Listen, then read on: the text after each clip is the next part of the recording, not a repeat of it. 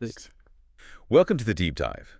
Today we're tackling a really significant topic for women's health, something that causes a lot of chronic issues, pelvic inflammatory disease, or PID. hmm And look, if you think this is just, a straightforward infection, well, think again. Our sources really suggest that getting a proper grasp of this, like clinical and pathological mastery, it means navigating some pretty complex stuff. It really does. We're talking about tricky microbial environments, these sort of subtle anatomical pathways, and honestly, some very specific treatment plans. Exactly. So we're aiming to go way beyond just the basic definition here. We Yeah. want to give you that strategic insight, the kind you need to genuinely understand PID inside and out. That's the plan. So at its heart, PID is inflammation, right? But Mhm. specifically of the upper genital tract. So we're looking beyond the surface, uterus, fallopian tubes, and often the ovaries get involved too. Okay. And when you have the tubes and ovaries together, that's salpingo-oophoreitis. Now, because the infection typically climbs up, ascends, or Yeah. sometimes Oh, it's that's carried in the blood, the inflammation, the lesion, it's usually bilateral. Both sides are affected, though maybe one side gets it worse than the other. That makes anatomical sense, though, doesn't it? The tubes and ovaries being so close together. They are incredibly close. That anatomical link is really tight. So yeah, usually inflammation in one means inflammation in the other. But there's this one really fascinating exception our sources point out. Oh, Mumps. mumps. Really? How does that work? Well, here's where it gets specific. With mumps, the virus can cause ovaries, so inflammation of the ovaries. But strangely, the fallopian tubes, they're typically not affected. Wow. That's a very specific exception in a system that otherwise seems so linked by inflammation. It really highlights how specific these infectious routes can be. So our mission today really is to map out this whole process of PID. Okay, where do we start? We'll unpack the body's own defenses first. They're pre-formidable. Then how they get breached. We'll get into the different microbes involved. It's quite a mix. And the damage they cause. Absolutely. The specific anatomical damage, both in the acute phase and then the chronic stage. Then we'll look at diagnosis, the tools, the imaging nuances, and finally really dig into those treatment guidelines, like the ones from the CDC, which are quite complex. All right, let's start right at the beginning then. Yeah. The body's own protection. You said the upper genital tract has defenses. It's not just passive, or definitely not passive. It's a really sophisticated, multi-layered system designed specifically to stop infections from climbing up from below. Okay, so what are these layers? What makes up this defense? Well, first, you've got an external anatomical barrier, an intact hymen. This is actually quite important in young, unmarried girls. Right. It physically blocks ascending infection, which is why if you do see PID in that group, it's almost never ascending. It's usually come through the bloodstream, often TB, actually. Interesting. Okay, what's next? The vaginal environment itself. It's naturally very acidic, a low pH. And that acidity is really hostile to most of the pathogenic bacteria that might try to ascend. It inhibits their growth effectively. Okay, so physical barrier, chemical barrier. Mm-hmm. What about further up, near the cervix? Barrier number 3. The cervical canal. It's narrow, and normally it's sealed shut by this really thick, sticky plug of mucus. And interestingly, this mucus is alkaline, opposite to the vagina. Yeah, it creates another kind of chemical challenge, plus it's a physical blockade. It makes it incredibly hard for bacteria to just swim through. But let's say something does get past the cervix. There's more. There's a fourth line of defense inside the uterus, in the endometrial lining. It involves cilia. Ah, the tiny hairs. I remember reading about those. What's their role here? Well, the cilia on the cells lining the endometrium and also in the cervical canal, they beat in a coordinated way downwards. Like a little conveyor belt. Exactly like that. It actively pushes things back down, discouraging any non-motile organisms from spreading upwards towards the tubes. So you've got mechanical blocks, chemical pH barriers, physical plugs, and this active downward transport. It's a really robust system. Okay, it sounds pretty robust. Yeah. So how does it fail? What things can impair these mechanisms and make someone vulnerable? Well, impairment often happens during normal physiological events or sometimes external ones that disrupt the system's integrity. The big ones are menstruation, abortion, and childbirth. How so? During these times, the cervical canal naturally opens up, dilates, so barrier 3 is breached. Then, inside the uterus, the endometrial lining is shed, particularly during menstruation or after delivery. Leaving raw surfaces, I imagine. Yeah. Exactly. Raw, unprotected surfaces. And critically, there's a chemical shift, too. The vaginal pH goes up, it becomes less acidic, much more welcoming for bacteria to grow and multiply. Okay, so natural events are a major factor, but what about direct interventions, things like intrauterine procedures? Absolutely. Those are a direct route in. Yeah. Any procedure that breaches the normally sterile environment of the uterus, think curettage, maybe after an abortion, or manually removing a placenta that's stuck after delivery. That essentially gives organisms an express pass straight into the upper tract. And then we have to talk about IUDs, intrauterine contraceptive devices. Right, IUCDs. How do they fit into this risk picture? Well, the sources are pretty clear. Using an IUCD increases the risk of PID about threefold. But a lot depends on how it's inserted, meaning, If the insertion isn't done with really strict sterile technique, or crucially, if the woman already has some kind of vaginal or lower tract infection when the IUD goes in, then the risk of pushing those pathogens up is much, much higher. Proper aseptic technique during insertion is absolutely crucial to minimize that extra risk. okay, that makes sense. Mhm. Now let's talk about the bugs themselves, the primary pathogens. You said most PID is sexually transmitted. Yeah, the vast majority. STDs account for something like 60% to 75% of all PID cases. And the two main players, the ones responsible for most acute PID, are Neisseria gonorrhea, that's gonorrhea, Right. and Chlamydia trachomatis. In developed countries, gonorrhea alone causes about 30% of acute PID. And how do they actually get up there? You mentioned they don't just swim. Well, it's fascinating. They often sort of piggyback. They can stick to the surface of the mucous membranes, or, and this is key, they get carried upwards by motile sperm. Ah, so that's the connection you mentioned earlier. Why gonococcal PID isn't seen in women whose partners don't have motile sperm, azoospermia. Precisely. No vehicle, no upward journey for the bacteria.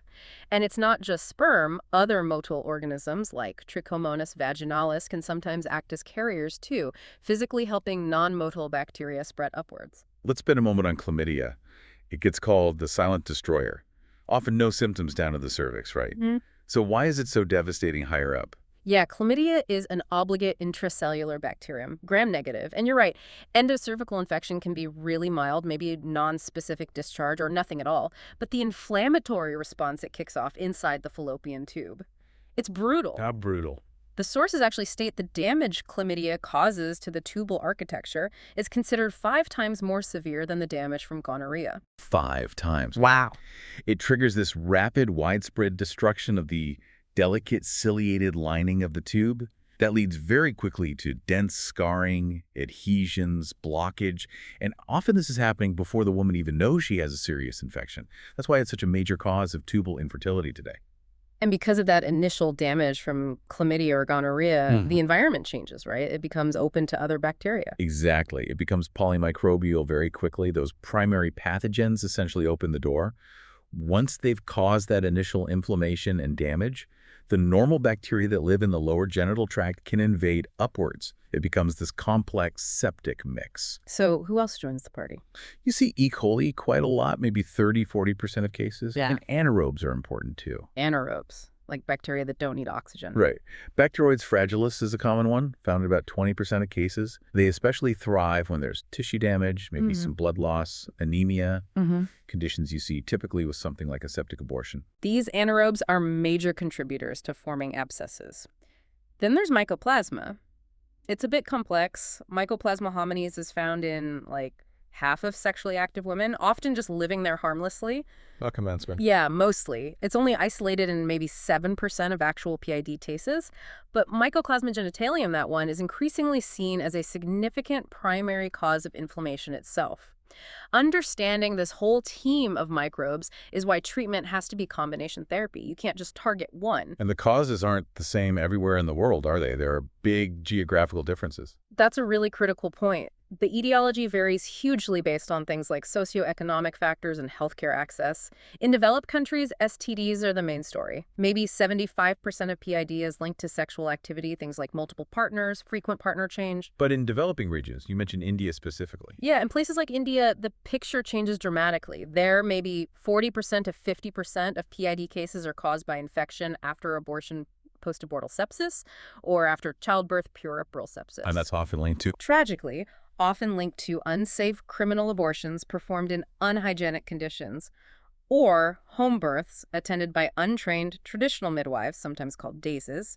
It really shows PID as a disease of opportunity. It exploits gaps in either safe sexual health practices or access to safe reproductive health care. Okay. And just to round things out, there were a couple of other rarer routes for infection. Right. We should mention tuberculosis. TB salpingitis is usually chronic. The infection gets to the tubes typically via the bloodstream from somewhere else, like the lungs. It's rarely an ascending infection. Okay. And then occasionally, infection can spread directly from an adjacent organ.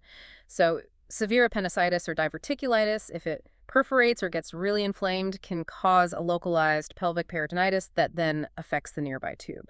All right, so moving from what causes it to what it actually looks like pathologically. The first stage is acute salpingitis. This is the initial attack on the tube structure. So if a surgeon were doing a laparoscopy this stage, what would they actually see? What are the telltale signs?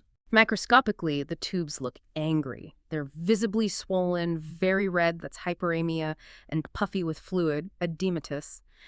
But the absolute confirmation, the thing that tells the surgeon, yes, this is active salpingitis, is seeing fluid actually leaking from the fimbrial end of the tube. What called a fluid? It could be clearish, seropurulent fluid, or even frank pus, actively oozing out. Seeing that spill confirms there's active infection inside and that the destruction process has begun. Okay, let's break down the step-by-step destruction for that classic ascending infection, the kind you get with gonorrhea or chlamydia. How does it progress inside the tube? It starts on the inside lining, the mucous membrane, which is called the endosalpinx. That gets inflamed, first swollen, packed with inflammatory cells. Then inflammatory fluid, the exudators or pus, starts filling up the lumen, the inside channel of the tube. Causing it to swell. Yeah, it distends, especially the wider end, the ampulla. Following that, the lining itself starts to ulcerate. As the body tries to heal this, it forms sticky, fibrous connections, adhesions between the delicate folds, the plicae, inside the tube. And that's scarring. That scarring process is what eventually leads to narrowing or complete blockage of the tube. And that's the setup for future infertility or, worse, an ectopic pregnancy.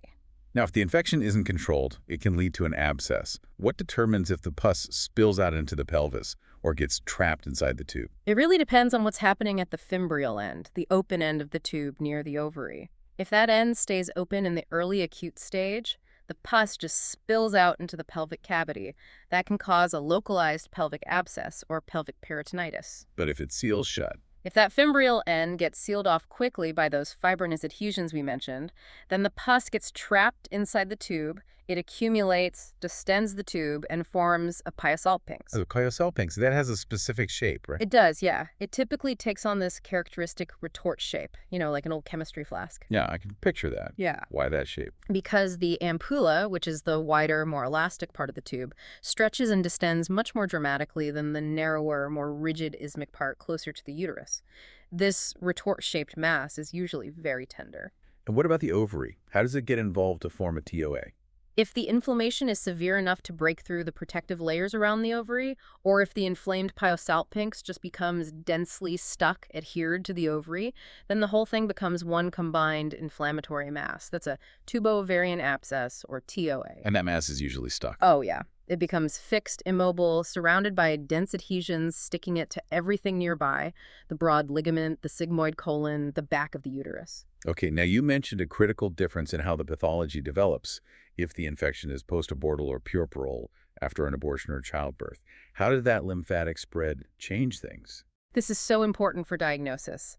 In those septic cases, the bacteria usually get in through raw surfaces on the cervix or inside the uterus. But they don't primarily travel up the lumen of the tube. They spread mainly through the lymphatic channels and veins within the supporting tissues of the broad ligament. Ah, okay, so it affects the tissues around the tube first. Exactly. It causes this massive inflammation in the broad ligament itself that's called perimetritis or cellulitis. So the fallopian tube gets infected from the outside wall first, working its way inwards. So the inner lining, the mucosa, is the last part to get hit.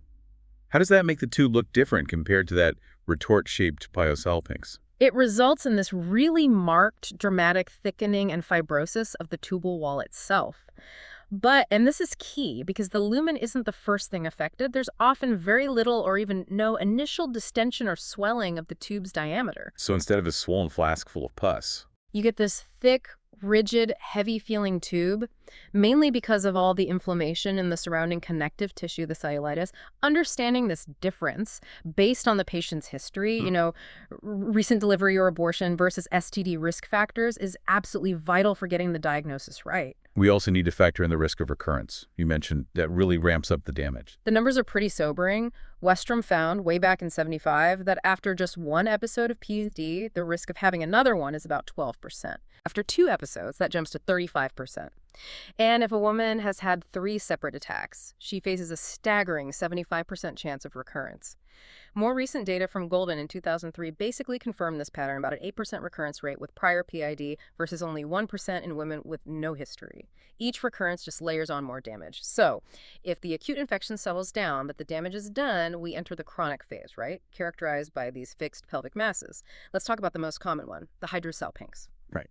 A hydrosalpinx is essentially the end result of a pyosalpinx, where the infection has been successfully treated with antibiotics and the pus is sterilized. Yeah. That usually happens within about 6 weeks. Bacteria are gone, but the structural damage remains. So it's filled with, not pus. No, it's distended by a collection of clear, sterile fluid, hence hydral water. What does it look like? What are its key features? Well, it's often bilateral, often keeps that retort shape from its pyosalpinx days, and it can get huge, sometimes up to 15 centimeters long. The defining features are the fimbrial end is completely sealed off by adhesions, making it look smooth and rounded. And inside, if you look microscopically, the delicate folds, the plica are destroyed, flattened out, and the ciliated cells are gone. But you mentioned earlier there's something odd about the other end, the end connecting to the uterus. Yeah, this is the curious bit. Even though the tube is massively swollen and completely blocked at the fimbrial end, the very inner part, the interstitial portion where it goes through the uterine wall, often tests as patent open if you do something like a hydrosalpingogram. Huh. How does that work? It's a bit of an anatomical puzzle. How does it stay blocked and filled at one end but seemingly open at the other? It has implications for treatment, and it's related to that provocative thought we'll leave you with later. Okay. Now, what if the pus doesn't fully resolve? If it just stays infected? Then you get a chronic pyosalpinx. This is a thick-walled swelling that's still filled with pus. It's characterized by incredibly dense adhesions, fixing it to everything around it.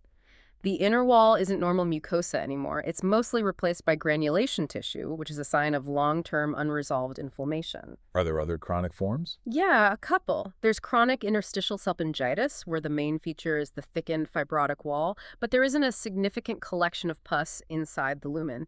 And then you can get tubo-ovarian cysts or abscesses, where there's a persistent connection or communication between the chronically damaged tube, either hydrosalpinx or pyosalpinx, and an adjacent ovarian cyst or abscess. And just for clinical communication, is there a way to stage the severity? Yes, clinicians often use staging systems to standardize things and help guide treatment. The Gainesville classification is one example. It goes from stage I, which is mild, acute salpingitis without peritonitis or adhesions, all the way up to stage V, which is specifically for the very severe chronic damage seen in tubercular salpingitis. #3, clinical presentations, signs, and differential diagnosis. Okay, let's shift to the clinic, the bedside. Who is the typical patient presenting with acute PID, and what are they complaining of? Typically, it's a young, sexually active woman. The absolute classic symptom is bilateral lower abdominal pain. In acute PID, this pain is often really severe. And other signs of infection? Definitely. You'll usually see systemic signs, a high fever, often spiking up to 103, 104 degrees Fahrenheit. Tachycardia, so a fast heart rate. Maybe signs of dehydration, vomiting. And because STDs are often the underlying cause, patients frequently report things like pain with urination, dysuria, or a noticeable vaginal discharge, often purulent. You also mentioned abnormal uterine bleeding is common. Why does that happen? Right, that's a key feature. The infection rarely just stays in the tubes. It almost always affects the lining of the uterus first, causing endometritis. This inflammation messes up the normal hormonal control and shedding cycle of the endometrium, Leading to irregular bleeding. Exactly. So abnormal uterine bleeding may be bleeding between periods or unusually heavy or prolonged periods. That AUB is actually a really helpful clue in differentiating PID from other things that cause acute pelvic pain. And what about the more severe complications, like if an abscess forms? How might that show up in the symptoms? Well, if a pelvic abscess develops, especially if it's low down in the pouch of Douglas, behind the uterus, Yeah. that inflammatory mass can sit right next to the rectum and irritate it. So the patient might present with quite severe diarrhea or frequent loose bowel movements. That's a really important historical clue that the PID might be progressing to a more complicated stage, like an abscess. But you also noted that chlamydia can be sneaky, right? Symptoms aren't always severe. That's a crucial point. With chlamydia particularly, the symptoms can be much milder, more subtle, or sometimes completely absent. The woman might just feel vaguely unwell or have some irregular bleeding, but not that classic severe pain and high fever. This makes diagnosing chlamydial PID much trickier. Okay, moving on to the physical exam. What specific findings is a clinician looking for? Well, the patient usually looks acutely unwell, maybe feverish. On examining the abdomen, there's typically quite marked tenderness and often some rigidity or guarding, especially in the lower quadrants. But the real key finding comes during the pelvic exam. Which is? The most specific early clinical sign of that upper tract inflammation is cervical motion tenderness. The chandelier sign. Exactly, that's the colloquial term. When the clinician moves the cervix side to side, the patient experiences sharp pain, sometimes making them jump, hence the name. That sign, combined with finding significant tenderness when palpating in the fornices next to the cervix, is highly suggestive of PID. And as the disease gets worse or becomes chronic, Yeah. what might you find then? Later on, you might actually be able to feel the results of the inflammation of the masses. So finding fixed, tender pelvic masses out to the sides, in the adnexa, or behind the uterus in the pouch of Douglas, that points towards a TOA having formed. How common is TOA formation? The data suggests about 30% of women who are sick enough with PID to need hospitalization will actually develop a tubo-ovarian abscess. And if you feel a distinctly fluctuating, boggy, tender swelling specifically in the pouch of Douglas, that strongly suggests a pelvic abscess that might be pointing and ready for drainage. Okay, this is critical for mastery. Distinguishing PID from other conditions that look similar. You said clinical diagnosis alone isn't always accurate. No, it's notoriously tricky. Studies show clinical diagnosis of PID is only correct maybe 65% to 70% of the time. So working through the differential diagnosis carefully is absolutely vital. A common pitfall is acute appendicitis. Right. How do we tell those apart? Appendicitis pain usually has a distinct pattern. It often starts more centrally, maybe around the belly button, and then it moves and localizes to the right lower quadrant, McBurney's point. Vomiting is often quite severe with appendicitis. But importantly, the fever is usually lower grade than the really high spikes you see in acute PID. And the pelvic signs. Crucially, those classic PID features the vaginal discharge, the menstrual irregularities, the bilateral tenderness, the cervical motion tenderness, those are typically absent in straightforward appendicitis. Okay, what's the next big mimic? Ectopic pregnancy must be high on the list, especially given PID is a risk factor for it. Absolutely. This is a huge diagnostic challenge because they share so many symptoms. Maybe some missed periods, amenorrhea, irregular bleeding, pelvic pain, cervical motion tenderness, and even a palpable tender mass in the pelvis. So how do you differentiate when they look so similar? The key is usually the inflammatory markers and temperature. In an ectopic pregnancy, the woman's temperature is typically normal or only slightly elevated. Her white blood cell count and ESR aren't usually sky high unless it's been ruptured or neglected for a long time. PID, on the other hand, characteristically has that high fever, a significantly raised white count, leukocytosis, and a very high ESR. And signs of bleeding. Right. The signs of acute internal hemorrhage like dizziness, shoulder tip pain, signs of shock which define a ruptured ectopic, those are absent in PID. Okay, what about things coming from the bowel other than appendicitis? Diverticulitis can cause left-sided lower abdominal pain, but we usually rely on demographics and location here. Diverticulitis is typically a disease of older adults, usually over 50. PID is overwhelmingly a disease of younger reproductive age women, and diverticulitis pain is generally confined to the left iliac fossa. And what if an ovarian cyst twists? Torsion of an ovarian cyst, or maybe a paravarian or fimbrial cyst near the tube, causes incredibly sudden severe pain, often with a lot of vomiting. But again, the inflammatory markers are usually low. Fever is typically absent or very low grade, and often on examination you can feel a distinct mobile lump that seems separate from the uterus, unlike the often fixed adherent masses you feel in PID. Okay, and finally, let's revisit that complication that mimics gallbladder pain. Ah, yes, Fitzhugh-Curtis syndrome, or perihepatitis. This happens when the infection, usually gonorrhea or chlamydia, spreads upwards from the pelvis along the right side of the abdomen, causing inflammation around the liver capsule. So the pain is in the upper abdomen. Exactly. The patient presents with acute pain in the right upper quadrant, mimicking acute cholecystitis or gallstone pain perfectly. The underlying cause is the formation of these characteristic fibrous bands, often described as looking like violin strings, that stretch from the right tube ovary area up to the surface of the liver.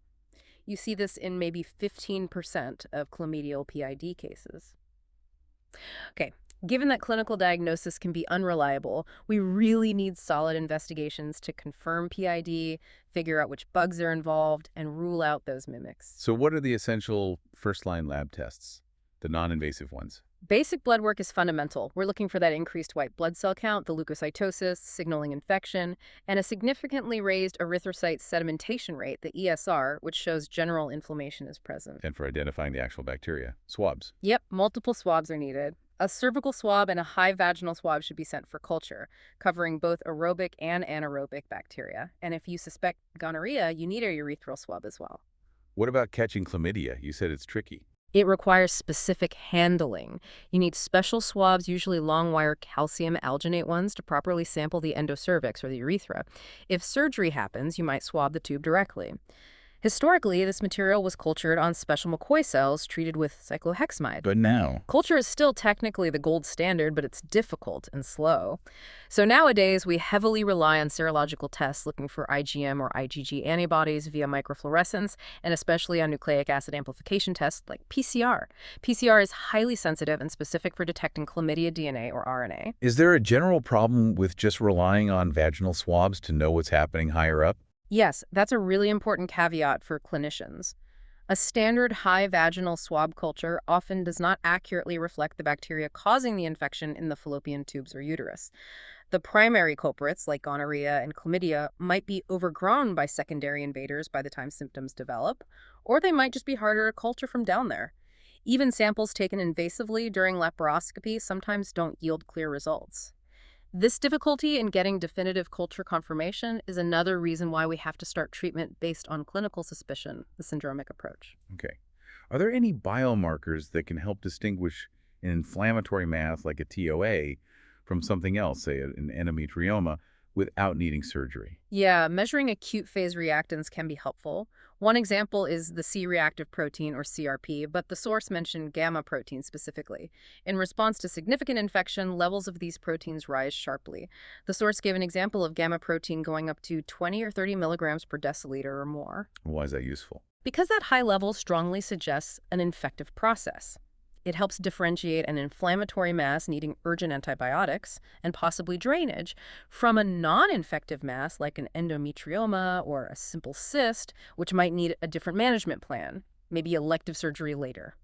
And given the common cause, there's a need for broader screening too, isn't there? Absolutely essential.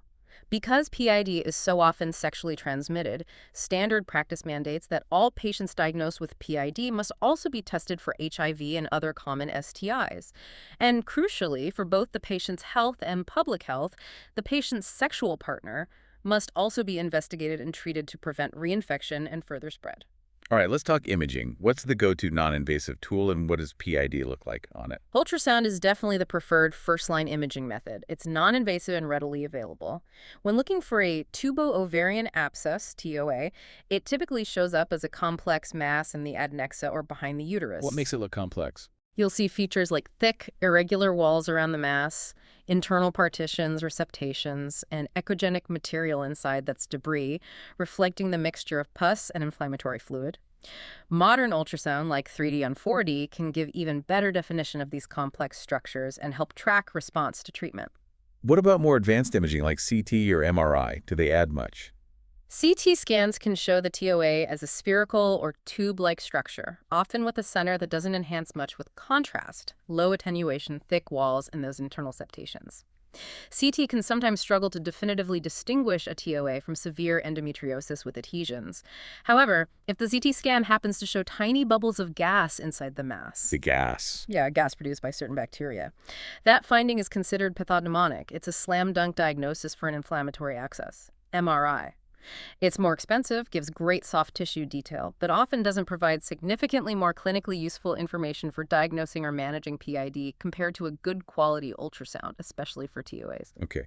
So what about invasive procedures like laparoscopy? Is that still used for diagnosis? It really shouldn't be routine just for diagnosis anymore, given how good imaging has become and the risks of surgery. Laparoscopy is generally reserved for those tricky cases where the diagnosis is still very unclear after clinical assessment and imaging, or maybe if the patient isn't responding to treatment as expected. And if you do go in with a scope, what confirms PID? The signs are usually unmistakable. Mm-hmm. Seeing that pus or purulent fluid actively leaking from the fimbrial end of the tube, Mm-hmm. seeing the tubes themselves looking intensely red, swollen, and you might see fibrinous adhesions, maybe those violin string adhesions going up to the liver if it's Fitzhugh-Curtis syndrome, gives a definitive visual diagnosis. All right, treatment. The whole philosophy here is driven by urgency and preventing long-term harm. The goals are clear. Mm-hmm. Treat the infection fast, minimize how much damage occurs to the tubes, try to prevent adhesions from forming, and ultimately avoid those devastating consequences like infertility and ectopic pregnancy. And that urgency leads directly to this idea of syndromic management, right? Treating before you even have confirmed culture results. Exactly. You simply cannot afford to wait the days it might take for full culture results, especially for tricky bugs like chlamydia or anaerobes. Every hours of delay allows those pathogens, particularly gonorrhea and chlamydia, to cause potentially irreversible scarring inside the delicate fallopian tubes. So because the risk is so high, and we know it's usually multiple bacteria, It's absolutely mandatory to start broad-spectrum antibiotic therapy immediately as soon as you have a strong clinical suspicion of PID. Cover all the likely players right away. This strategy gives the best chance of halting the destructive process quickly and mitigating those long-term risks. okay, so how do we decide who needs hospital admission versus outpatient treatment? And what does that initial intensive treatment look like for severe cases? We generally divide cases into mild, who might be managed as outpatients with oral antibiotics, and moderate to severe, who definitely need hospitalization.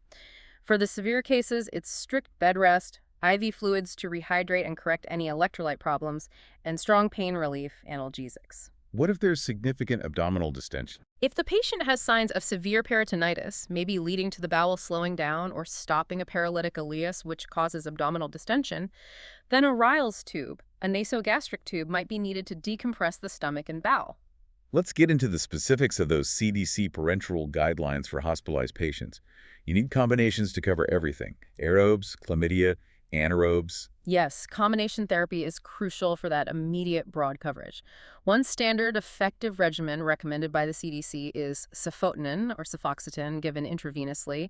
These are second-generation cephalosporins, good against many aerobes, including gonorrhea. And you add something for chlamydia. Yes, PLUS doxycycline. That can be given orally or IV, and it specifically targets chlamydia trachomatis as well as covering things like mycoplasma. Okay. What's the alternative common IV regimen, the one with clindamycin and gentamicin? That's another strong option, often preferred if you strongly suspect significant anaerobic involvement, which is common in, say, post-abortal sepsis. This involves clindamycin the fifth. It gives excellent coverage against anaerobes, PLUS gentamicin, which covers gram-negatives, given either IV or intramuscularly. Is the gentamicin dosing specific? Yeah, traditionally it's a loading dose followed by maintenance doses calculated by weight given every 8 hours. Or sometimes a single larger daily dose is used for convenience. The really critical point for any IV regimen is that you must continue the antibiotics for at least 48 hours after the patient shows clear signs of clinical improvement, fever coming down, pain lessening, to make sure you're really knocking the infection out. All right. What about those less severe subacute cases, the ones managed as outpatients? What do the CDC ORLM guidelines recommend there? Again, it's combination therapy. A very common outpatient regimen is a single shot of ceftriaxone, like Rocephin, given intramuscularly that gives a big immediate hit against gonorrhea. PLUS doxycycline, taken orally twice a day for a full 14 days to cover chlamydia. And sometimes metronidazole is added. Yes, with or without metronidazole, also taken orally twice a day for 14 days. Metronidazole is added specifically if you suspect anaerobic bacteria might be involved, for instance, if the PID occurred after a recent intrauterine procedure, or if an abscess is suspected. There are also newer options involving drugs like azithromycin, afloxacin, or levofloxacin in some guidelines. You mentioned RCIG guidelines too. Are they similar? The Royal College of Obstetricians and Gynecologists in the UK has slightly updated recommendations. One option they suggest is that single IM dose of ceftriaxone followed by 14 days of oral doxycycline and metronidazole together, or as an alternative to doxycycline, using azithromycin 1 gram orally once a week for 2 weeks. But the core principle is the same. Hit hard, cover broadly, and treat for a full 2 weeks. Okay, what about the IUD? If a woman has one in place and gets PID, does it need to come out immediately? The general consensus now is no, not necessarily immediately. If the patient starts on the appropriate aggressive antibiotic regimen and responds well, her fever settles, her pain improves quickly. There's no need to remove the IUD right away. Removing it could theoretically cause more trauma or introduce more bacteria. But if she doesn't get better? However, if the patient fails to show definite clinical improvement within the first, say, 48 to 72 hours of starting appropriate IV antibiotics, then the IUCD absolutely must be removed. At that point, it's considered a likely persistent source of infection that's hindering recovery. Okay. When does medical management fail? When do we absolutely have to turn to surgery? Surgery becomes unavoidable in several scenarios. First, for acute life-threatening complications, things like acute spreading peritonitis that isn't responding to antibiotics, intestinal obstruction caused by the inflammatory mass kinking the bowel, or the most urgent emergency, a ruptured tubo-ovarian abscess, which causes catastrophic intra-abdominal sepsis. Any other reasons for acute surgery? Yes, if there's a strong suspicion of intestinal injury, perhaps related to instrumentation during an unsafe criminal abortion, which might be the source of the sepsis, and also for draining large, discrete abscesses that aren't resolving with antibiotics alone, usually via colpotomy, which is drainage through the vaginal wall. And what about surgery for the chronic stages of PID, for those persistent masses? How is that decision made? That really depends heavily on the patient's age, her desire for future fertility, and the extent of the damage. In a young woman who still wants children, the surgical approach aims to be conservative, fertility-sparing if possible. So removing just the damaged parts. Right, maybe a unilateral salpinectomy, removing just one tube, or salpingo-oophorectomy, removing one tube and ovary, if the other side looks healthy, trying to preserve reproductive potential. But if the damage is really extensive, involving both sides, or if the woman has completed her family and is suffering from chronic pain or recurrent infection, Then more definitive surgery. then the definitive treatment is often a total abdominal hysterectomy with bilateral salpingo-oophorectomy, TAH-BSO. Removing the uterus, both tubes, and both ovaries gets rid of the source of the chronic infection and pain entirely. Modern surgery tries to be minimally invasive, MIS where possible. How does that apply to managing large PID abscesses? MIS techniques, primarily drainage procedures, are definitely used. They're indicated for large abscesses, say bigger than 10 centimeters, or for abscesses that aren't shrinking or getting less tender after a good 48 to 72 hours of 5V antibiotics. What are the main techniques? Two main approaches. One is ultrasound-guided transvaginal aspiration, draining the abscess through the vaginal wall using ultrasound to see where you're going. Success rates are reported around 70%. The other is percutaneous abscess drainage, PAD, where a drain is inserted through the skin, usually guided by CT or ultrasound. Success rates for PID are maybe around 50%. Are these drainage procedures risky? They are less invasive than a full laparotomy, but they're not without risks. There's a chance of injuring the nearby bowel or bladder, causing bleeding, the abscess recurring, or even rupturing the abscess during the procedure.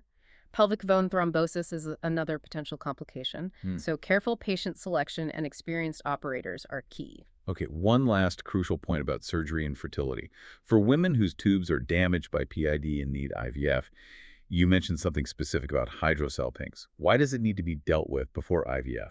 This is absolutely critical for IVF success. A hydrosalpinx, even though the fluid inside is sterile, contains inflammatory substances that are toxic to embryos. Ah, okay. And remember that weird finding? The interstitial end near the uterus might still be patent. If that's the case, this toxic fluid can leak back into the uterine cavity And interfere with implantation.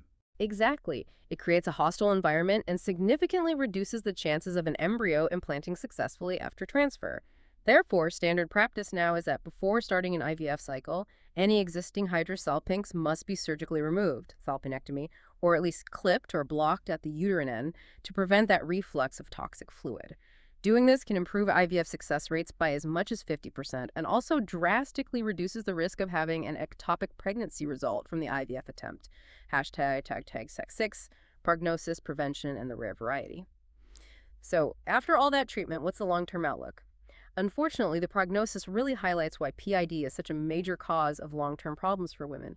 Even if the acute infection is treated adequately by today's standards, a significant number suffer lifelong consequences. Can you give us some of those dark numbers again? Yeah. From the sources? Yeah, the Tay-Linde data, though older, gives a good picture. About 15% of women might not respond fully to the initial antibiotic treatment. Recurrence is a big issue, affecting 20% to 25% of women who've had PID. And the chronic morbidity. That's where it gets really grim. Around 20% develop chronic pelvic pain, which can be constant and debilitating.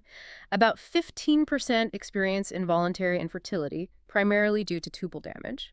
And for those who do manage to conceive after PID, they face roughly an 8% risk of that pregnancy being ectopic, which is about a tenfold increase compared to women without a history of PID. Wow, tenfold. Yeah. And on top of that, many women suffer from other chronic symptoms like heavy periods, menorrhagia, persistent backache, and painful intercourse, dyspareunia. Given that the outcomes can vary so much, are there ways clinicians try to predict the prognosis, especially for future fertility? Yes, there are scoring systems used, often during laparoscopy if it's performed.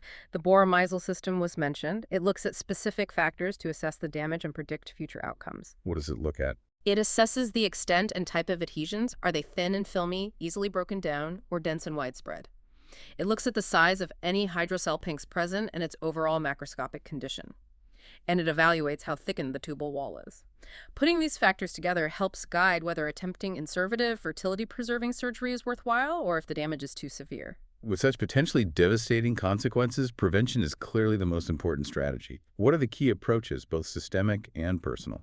Systemically, on a public health level, the focus has to be on promoting safe reproductive health practices.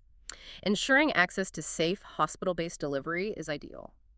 Where that's not possible, properly training traditional birth attendants, the dais, in basic aseptic techniques during delivery is crucial for reducing infections after childbirth. And regarding abortions? Making safe, legal-induced abortion services accessible and ideally free of cost is vital. This directly counteracts the huge risks associated with unsafe, illegal backstreet abortions, which are a major source of septic PID and maternal death in many parts of the world. Okay, what about contraception? Can that play a role in prevention? Yeah, definitely. Barrier methods are key. Condoms, primarily, but also the female condom FemShield was mentioned, which covers the cervix and external genitalia. These are paramount because they directly prevent the transmission of the STDs like gonorrhea and chlamydia that cause most ascending PID. They also protect against HIV. Do hormonal contraceptives help at all? Oral contraceptives, especially those containing progestogens, do seem to offer some degree of protection.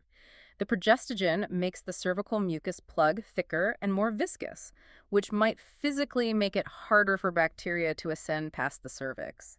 And beyond specific methods, general public health measures are vital. Comprehensive sex education for young people, widespread awareness campaigns about STDs, HIV/AIDS, and the risks of PID, and critically effective contact tracing, identifying and treating the sexual partners of infected individuals to break the chain of transmission. Okay, before we wrap up, let's just touch on that rare specific type of PID you mentioned earlier, the one linked to IUDs. Yes. PID caused by Actinomyces israeli. This is a specific type of bacteria. It's anaerobic, gram-positive, and forms filaments. It has a really strong link with long-term IUCD use. How strong a link? The incidence is much higher in women who've had an IUD in place for more than 2 years, maybe around 7% in that group, compared to only 1% in women who don't use IUDs. Clinically, one potential clue, though rare, is finding characteristic sulfur granules, tiny yellow clumps of the bacteria in the vaginal discharge or on the IUD itself. And you said the treatment for actinomycosis is particularly intense. Yes, because it can cause a very stubborn, chronic, smoldering infection that's hard to eradicate. Treatment requires prolonged courses of high-dose antibiotics. Typically, it involves intravenous penicillin, often in very high doses, for maybe 2 to 6 weeks initially. Followed by oral meds. Yes, followed by a very long course, potentially 3 to 12 months of high-dose oral penicillin or a related antibiotic. That really aggressive, prolonged therapy is necessary to fully clear this tenacious organism. Hashtag outro. So wrapping this up, we've really journeyed through the whole complex story of PID today. From how those natural defenses get breached, understanding those two distinct pathways of infection climbing up inside the cube for STDs versus spreading through the lymphatics after childbirth or abortion. Yeah. All the way to the end results, those chronic fixed pelvic masses, what surgeons sometimes grimly call a frozen pelvis. And those stark statistics on chronic pain, infertility, ectopic pregnancy, they really hammer home why speed and accuracy in diagnosis and treatment are just paramount.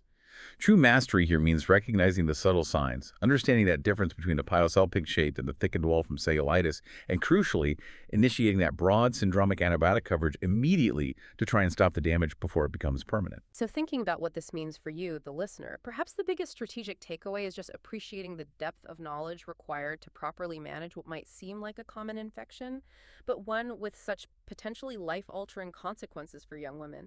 And it reinforces that prevention really is the best strategy, advocating for safe delivery, using barrier contraception consistently, and seeking prompt treatment for any lower tract symptoms. Exactly. And building on that depth, here's a final provocative thought for you to chew on, connecting that detailed anatomy back to clinical practice. We talked about how a massive hydrosalpinx often has its fimbrial end totally sealed, yet paradoxically, the tiny interstitial end right where it joins the uterus can remain open or patent. Hmm. The question is, biologically, how does that tube manage to swell up, sometimes to 15 centimeters filled with fluid under pressure, without that fluid just constantly draining back into the uterus through that supposedly open connection? What mechanism keeps it contained? And thinking clinically, how might that subtle, persistent patency right at the uterine end affect the success or failure of newer fertility procedures that try to reopen tubes from the inside, like hysteroscopic cannulation or balloon tuboplasty? It's a deep anatomical and physiological puzzle with real implications for treatment success.